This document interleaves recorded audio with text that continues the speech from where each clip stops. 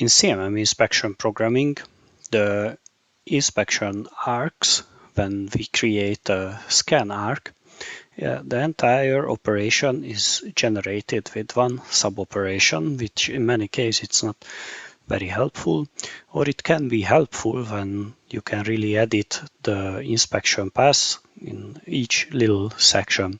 In order to do that, we have created a new functionality, which is the split scan up suboperation.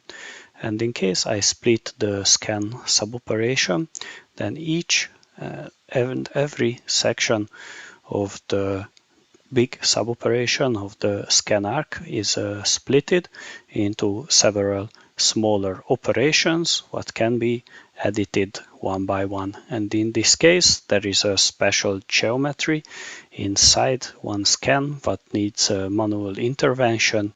It is possible to do.